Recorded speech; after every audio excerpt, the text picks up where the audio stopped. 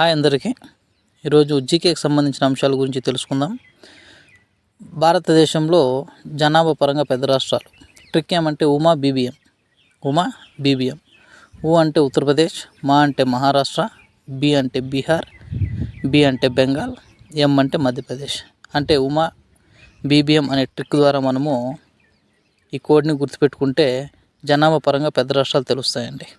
అదేవిధంగా భారతదేశ రాష్ట్ర విస్తీర్ణ క్రమంలో చిన్న నుంచి పెద్ద రాష్ట్రాలు తీసుకున్నట్టయితే జిఎస్టీ, నమి, మణిమేఘ. G Goa, S Sikkim, T Tripura, నా అంటే నాగాల్యాండ్, మీ అంటే మిజోరాం, మణి అంటే మణిపూర్, మేఘ అంటే మేఘాలయ. జిఎస్టీ, నమి, మణిమేఘ ద్వారా మనము గుర్తుపెట్టుకోవచ్చు అండి. సో జిఎస్టీ, నమి, మణిమేఘ ద్వారా మనము భారతదేశ రాష్ట్రంలో విస్తీర్ణ క్రమంలో చిన్న నుంచి పెద్ద రాష్ట్రాలను గుర్తుపెట్టుకోవచ్చు. అదేవిధంగా అంతర్జాతీయ సరిహద్దులు కలిగినటువంటి రాష్ట్రాలు లేదా కేంద్రపాలిత ప్రాంతాలు తీసుకున్నట్లయితే ఆఫ్ఘనిస్తాన్ లడఖ్ కలిగి ఉంది. 106 కిలోమీటర్లు సరిహద్దు పొడవు. అదేవిధంగా చైనా 5 రాష్ట్రాలను కలిగి ఉందండి. ఉషా. ఎల్ అంటే లడఖ్, యు అంటే యూకే, ఎస్ అంటే యూకే మీన్స్ ఉత్తరాఖండ్, ఎస్ అంటే సిక్కిం, హెచ్ అంటే హిమాచల్ ప్రదేశ్, ఏ అంటే అరుణాచల్ ప్రదేశ్. నేపాల్ 5 స్టేట్స్ని కలిగి ఉందండి. సుబ్బు అని గుర్తుపెట్టుకోవచ్చు సింపుల్గా. Subbu. S for Sikkim, U for Uttarakhand, B for Bihar, B for Bengal, U for Uttar Pradesh అండి. సో ఈ విధంగా కోడ్ ద్వారా కూడా మనం గుర్తుపెట్టుకునే ప్రయత్నం చేయొచ్చు.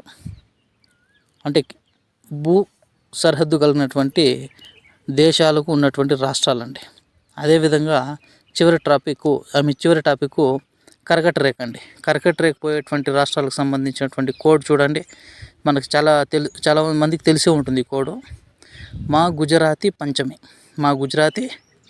మా అంటే మధ్యప్రదేశ్, గు అంటే గుజరాత్, జా అంటే జార్ఖండ్, రాజస్థాన్, త్రిపుర, పం అంటే పశ్చిమ బెంగాల్, చ అంటే ఛత్తీస్గఢ్, మీ అంటే మిజోరాం. ఈ విధంగా గుర్తుపెట్టుకోవచ్చు. అదే ఈ కర్కట రేఖ పోయేటువంటి పట్టణాలు కానీ తీసుకున్నట్లయితే గాంధీనగర్, భోపాల్, రాంచీ, కోల్కతా, ఐజ్వాల్.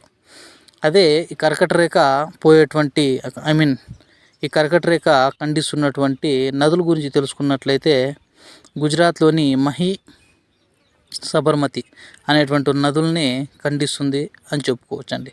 సో ఈ విధంగా కోడ్స్ ద్వారా మనము జీకే టాపిక్స్ని తెలుసుకోవడానికి చాలా సులువుగా ఉంటుంది. ఒకసారి చూడండి. Thank you for watching. Like and subscribe చేయండి ప్లీజ్.